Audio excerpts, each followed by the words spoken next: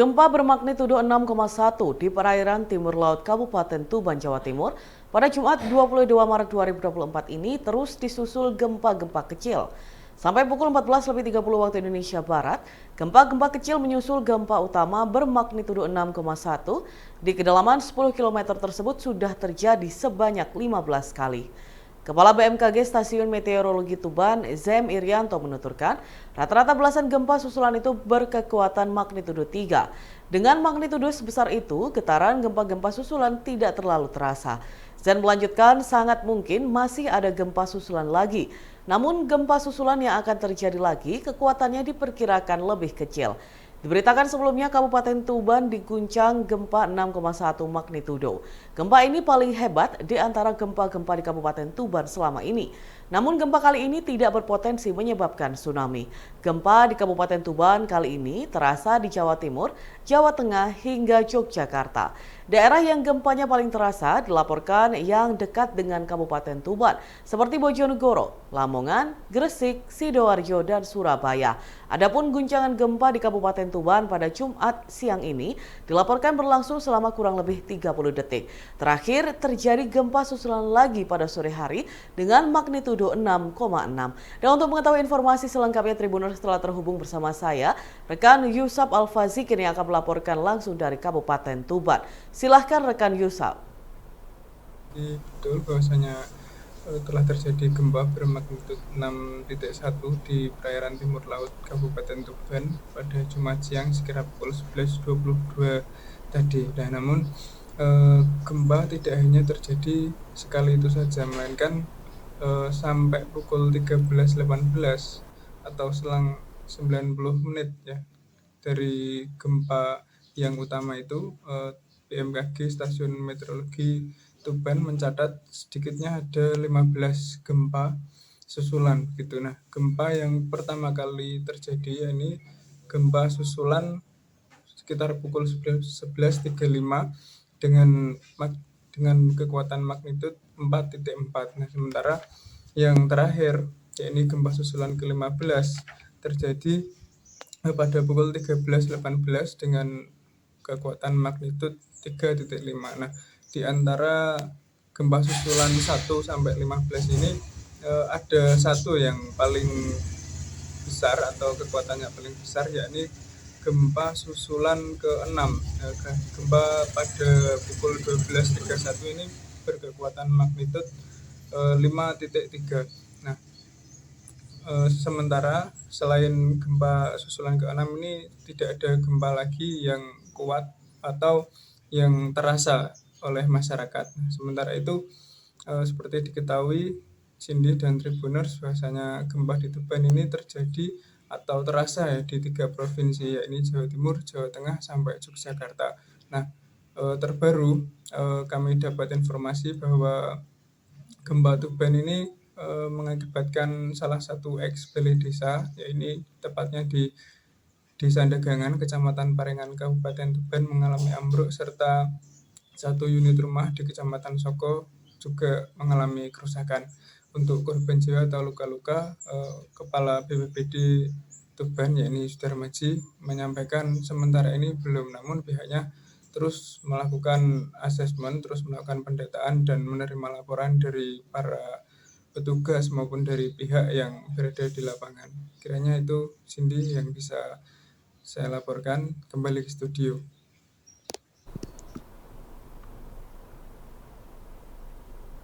Baik, terima kasih rekan Yusuf atas laporannya, dan Tribuners, berikut kita simak berita selanjutnya. Duka mendalam tergambar dari sebuah rumah di Jalan Pelabuhan Kelurahan Pangeran, Kota Bangkalan pada Kamis 21 Maret 2024. Sejumlah karangan bunga berjejer rapi di sudut-sudut rumah. Beberapa tetangga dan sanak saudara juga berkumpul selepas ibadah sholat tarawih di rumah mendiang Agung Suhartono, 25 tahun. Agung merupakan anak bungsu dari 4 bersaudara. Ia menjadi salah satu dari 11 ABK tanker Ko Yong Sun berbendera Korea Selatan yang terbalik di perairan Jepang pada Rabu 20 Maret 2024. Dari 11 ABK tanker itu, 8 kru diantaranya dilaporkan berasal dari Indonesia, termasuk Agung. Ia merupakan perwira transportasi laut program Diploma 4 Pembentukan Politeknik Ilmu Pelayaran Semarang yang lulus di tahun 2021. Kesempatan bersama kapal tanker tersebut merupakan keberangkatan ketiga. Ia bertolak ke kapal itu sekitar 2 minggu yang lalu. Agung yang menikah pada Juli 2023 lalu sebelumnya pernah magang di Eropa. Agung dipastikan menjadi salah satu korban meninggal setelah pihak keluarga menerima kabar dari pihak perusahaan pada Rabu. Nabila, istri almarhum, kemudian meneruskan kabar tersebut kepada ayah korban Muhammad Munir. Diberitakan pejabat penjaga pantai Jepang seperti dikutip dari kantor berita Yonhap mengatakan 5 kru kapal masih dalam pencarian dan 6 lainnya diselamatkan. Selain 8 WNI, kapal dinaiki 2 warga Korea Selatan dan 1 warga Cina. Dikutip dari tribunnews.com dari BBC, kapal MT Koyongsun tenggelam setelah terbalik di prefektur Yamaguchi, lepas pantai barat Jepang. Dikabarkan kru kapal itu sempat meminta bantuan melalui radio sekitar pukul 7 pada Rabu. Kapal tersebut dikabarkan sedang berlabuh karena kala itu cuaca badai dengan kecepatan angin disampaikan mencapai 54 km per jam atau 33 mil. Operasi penyelamatan berlangsung di dekat kota Shimonoseki di barat daya Jepang. Munir menuturkan semua yang terjadi adalah takdir, namun segudang pertanyaan hinggap di benaknya, seperti mengapa prediksi cuaca masih bisa meleset. Sebagai insan awam, Munir menganggap prediksi cuaca bisa diperkirakan karena bukan persoalan harian. Ia berharap semoga semuanya berjalan lancar sehingga pihak perusahaan bisa memberikan pertanggungjawaban. Artinya pihak perusahaan diminta bisa memenuhi kewajiban terhadap ABK Agung yang menjadi korban saat bertugas. Dan Tribunnews berikut kita simak bersama wawancaranya. Kalau saya tidak bermasalah masalah itu ya masalah takdir ya. Cuman masalah cuaca itu ya maaf aja ya. Kita tidak berendah. Mungkin teknologi kita lebih rendah dari sebatas sana. Kenapa? Prediksi cuaca bisa sampai meleset gitu. Jadi ceritanya kapal itu sudah berangkat kemudian kembali lagi. Sudah berangkat. Check out lah dari Ya, sudah diundur berapa kali kemudian berangkat. Nah, kemudian kembali dia. Nah, kembali itu sana.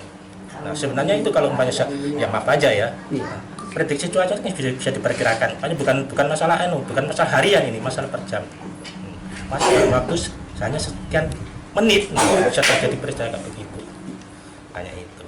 Ya mungkin itu suatu kehilafan atau mungkin ketidaktahuan kami ya, yang saya tidak ngerti masalah teknologi, tapi saya anggap itu suatu kelemahan, sehingga prediksi cuaca kok bisa sampai prediksi BMKG. Iya, bisa gitu.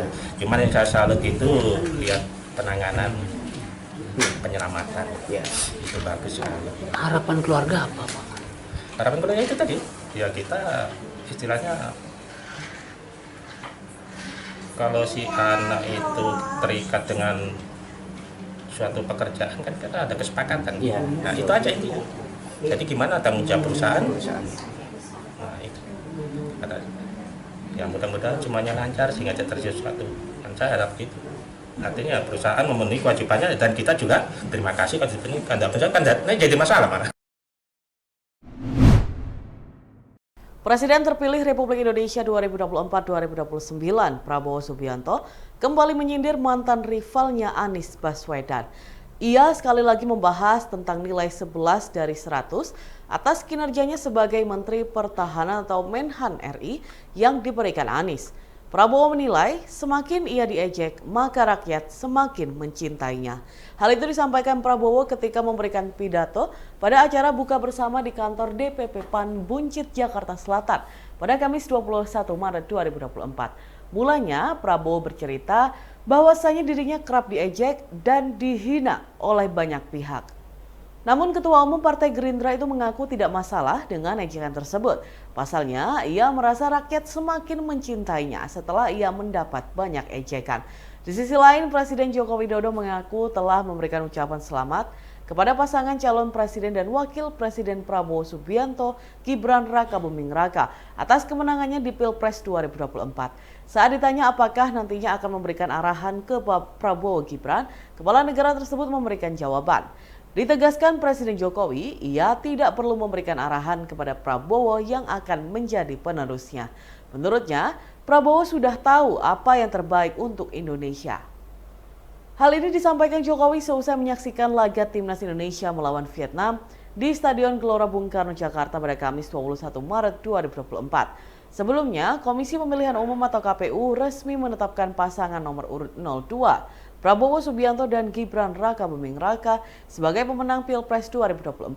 Hal itu didasari hasil rekapitulasi perolehan suara pada 128 wilayah kerja panitia pemilihan luar negeri atau PPLN dan 38 provinsi. Rekapitulasi dilakukan KPU sejak Rabu 28 Februari hingga Rabu 20 Maret. Prabowo Gibran berhasil mengungguli kandidat lainnya dengan meraih 96.214.691 suara. Pertama kali dalam sejarah Partai Persatuan Pembangunan atau P3 tidak lolos masuk ke parlemen di pemilu 2024. Pengamat politik mengungkap faktor yang diduga menjadi penyebab suara P3 tumbang. Demikian disampaikan Direktur Eksekutif Trias Politika Strategis Agung Baskoro saat dihubungi pada Kamis 21 Maret 2024. Agung Baskoro menilai P3 terlempar dari parlemen karena kebijakan elit tidak sejalan dengan kehendak kader dan simpatisan pada tingkat akar rumput. Ia menyebut P3 meniadakan aspirasi akar rumput yang lebih menghendaki mendukung Anies atau Prabowo. Alhasil, ketika para elit memutuskan untuk mengusung paslon nomor urut 3 Ganjar Mahfud justru berdampak negatif terhadap perolehan suara partai pada pemilihan legislatif.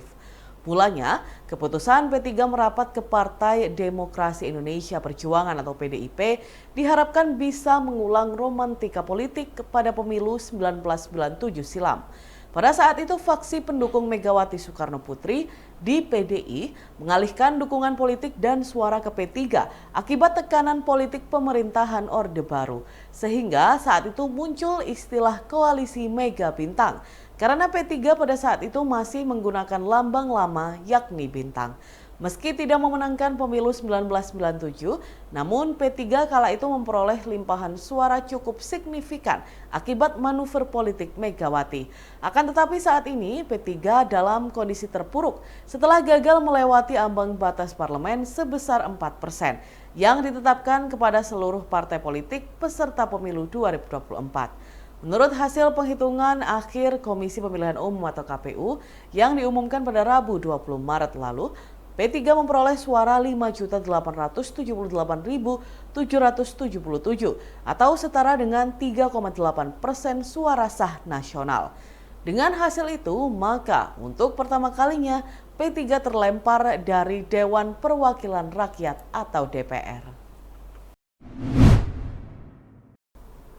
Sebanyak 35% dari seluruh bangunan di Gaza hancur dan Khan Yunis disebut paling terdampak perang.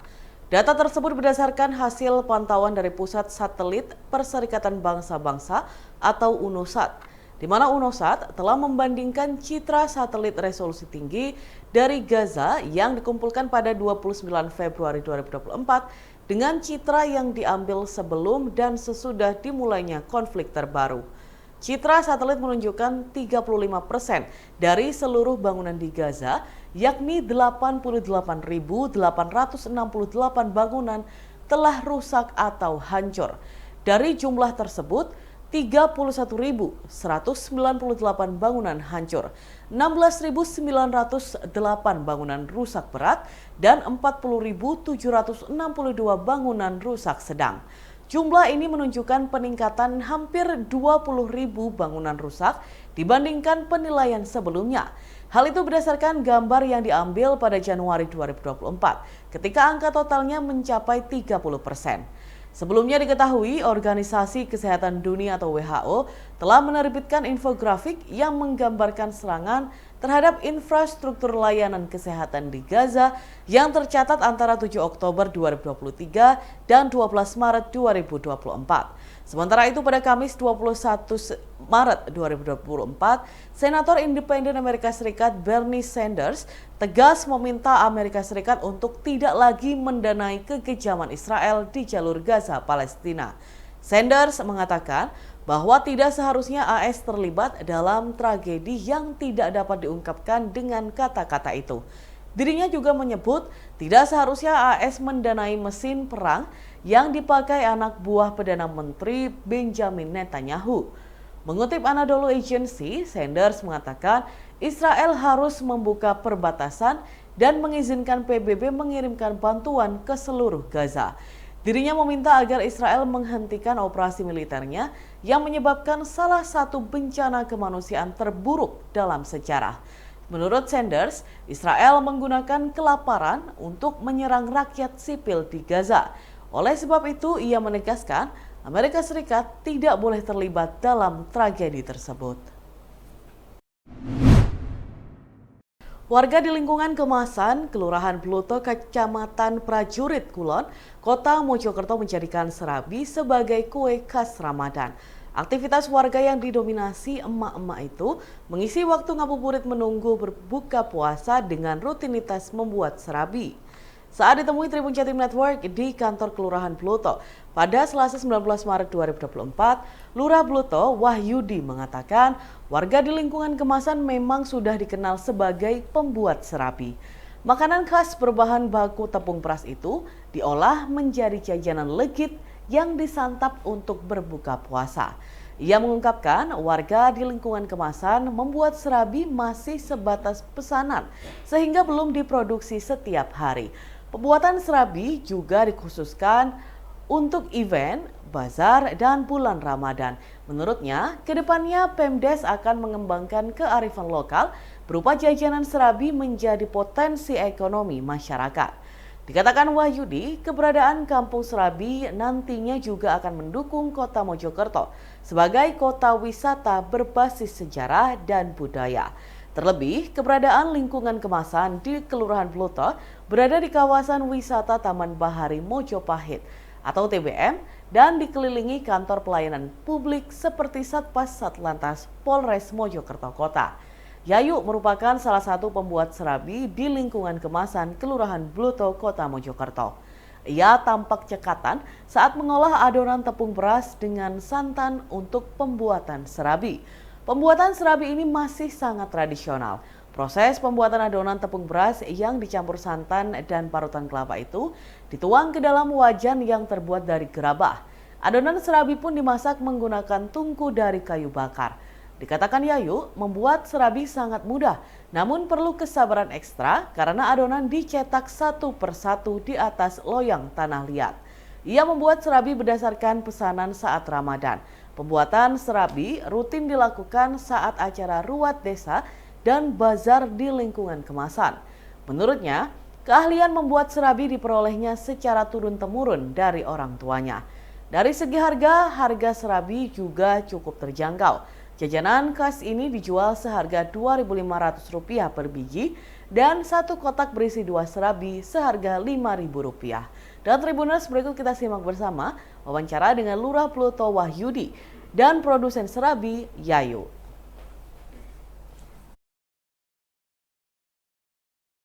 Oke.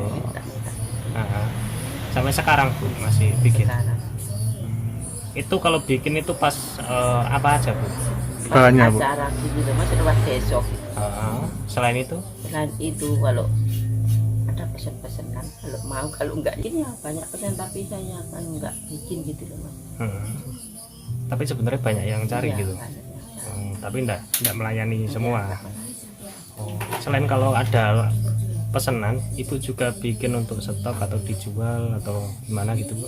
Enggak, kalau ada acara rame-rame gitu apa gitu Happen gitu ya. 17-an kata di lapangan gitu, ponakan saya kan jualan saya sini saya taruh di ponakan saya. Itu ya lah. Kalau keahlian atau seperti apa? Iya, turun temurun dari sini Mas. Dari Sesepuh biyen-biyen ini kan Mas. Oh, memang Iya. Kalau acara luar desa harus ada serabinya. dari dulu seperti itu ya Bu? Iya, mesti ada serabinya. Terus ikan itu ikan batang atau mujair, nggak boleh ikan ayam. Buatnya itu sebenarnya itu nggak sulit Mas. Lamanya itu loh satu-satu. nyetaknya Bu ya. Ya, Bahannya apa aja Bu? bahannya tepung beras, kelapa, santan sama garam. Itu tingkat kesulitannya gimana Bu? Nggak ada ya Bu ya? Mudah. Ini dimasaknya kenapa pakai kayu Bu? Iya, kalau pakai kayu itu apa ya Mas? Panasnya itu loh. Terang panas. Itu satu lembarnya dijual berapa Bu? Satu lembarnya 2.500. 2.500. Kalau satu kotaknya tadi Bu? 5.000. 5.000. Itu ada gulanya Bu? Iya, ada plus suruh. Suruh itu apa Bu? Suruh kuahnya gitu loh Mas. Kuah. Ada kuahnya. Usaha sampingan gitu atau gimana Bu? Ya, apa ya Mas? Usaha sampingan dulu kan ya bekerja sepatu. Lama-lama kan sepatu sepi gitu loh Mas. Saya ya coba-coba. Nah, ini barangkali laku gitu. Tapi ya juga laku. Warga menyambut Ramadan ini Pak, semuanya membuat serabi ini gimana? Ya, jadi memang untuk sebelum masuk di bulan Ramadan ini ada namanya bulan Ruah. Itu kita sudah siap-siap untuk melakukan bersih desa. Kalau di sini sebutannya Ruah Dusun kemasan yang populer dengan sebutan nyadran. Nyadran itu yang setiap tahun sekali dilaksanakan di lingkungan kemasan di pada bulan Ruah setiap tahunnya. Pak, ini hampir semua warga Pak bisa membuat serabi ini. Terkait serabi itu memang jajanan yang sudah dikenal masyarakat itu sejak dahulu kala ya. Serabi di kemasan ini erat kaitannya dengan tradisi nyadran tadi, tradisi ruah dusun. Karena di dalam tradisi ruah dusun itu selain kita membuat sesajian berupa tumpeng, itu untuk makanan ringan khasnya adalah serabi. Jadi hampir seluruh warga ini yang asli dari kemasan bisa.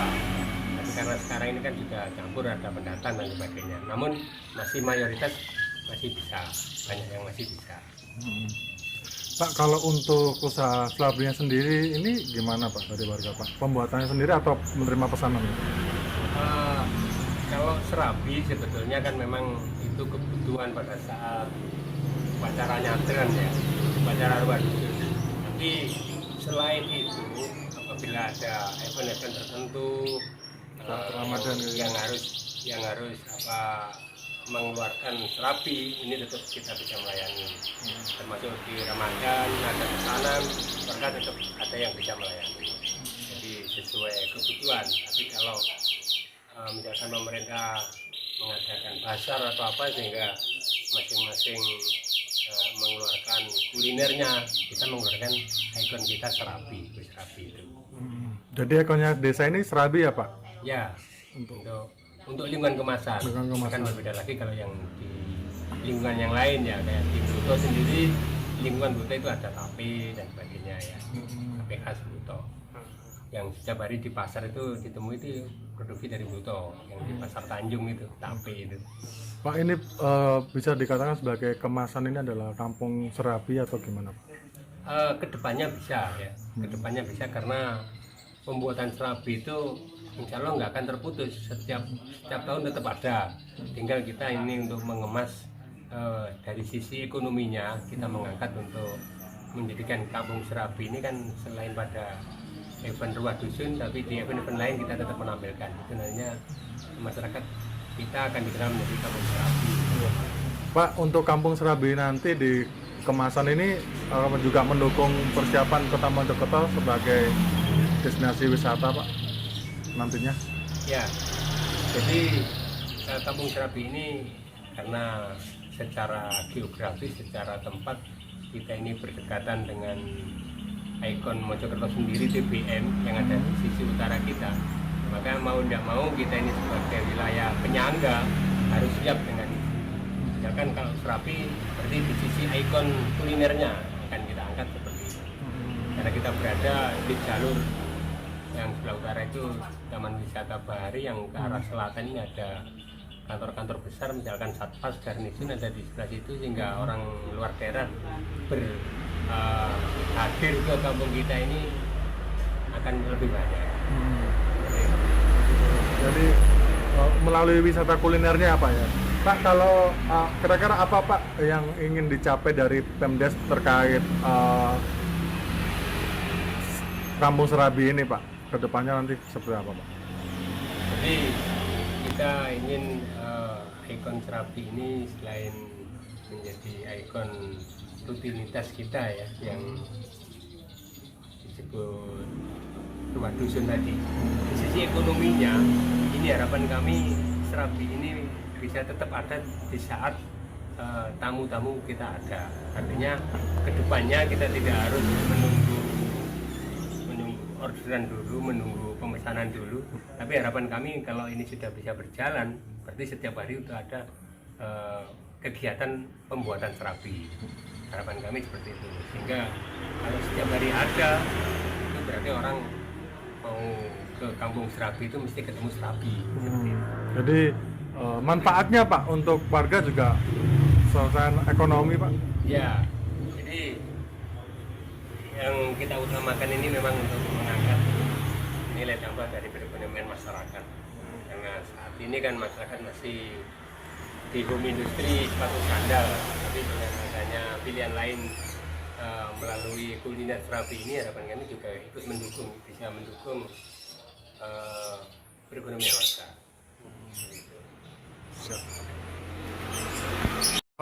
Kenapa kok filosofinya dari serabi ini, Pak, di kampung kemasan nih, Pak? Ya, jadi sebetulnya serabi itu dimanapun tempat itu memang, khususnya di Jawa itu sudah ada semua ya. Tapi kalau di sini kita mempercayai bahwa serabi itu memang makanan yang sudah lama ada, atau kita katakan itu makanan lokal, jenis makanan lokal, makanan yang sederhana, sehingga ini filosofinya bahwa kita ini tetap harus hidup secara sederhana ya, karena bahan-bahannya itu mudah didapat dari tepung beras yang setiap hari kita ada, kemudian campurannya juga santan, itu kan kelapa kita nggak terlalu sulit untuk mencari kelapa buat santan ya, jadi semua bahan itu ada di sekitar kita sehingga menjadi makanan. Kemudian serabi itu kenapa kok bentuknya nggak kotak atau nggak segitiga tapi bulat? Nah, ini dikandung maksud bahwa kebulatan dari serabi ini kita pegang menjadi kebulatan tekad kita. Apabila kita mempunyai tujuan tertentu, ini harus diikuti atau didukung dengan kebulatan tekad kita untuk supaya tujuan kita tercapai. Itu nanti serabi cara makannya pakai juru. Itu kalau yang dikembang di sini, juru itu kan sopo sing jujur bakal kawero kan gitu ya. Jadi katanya sepahit apapun yang ditimbulkan dari sebuah kejujuran, tapi tetap akhirnya manis juga hasilnya.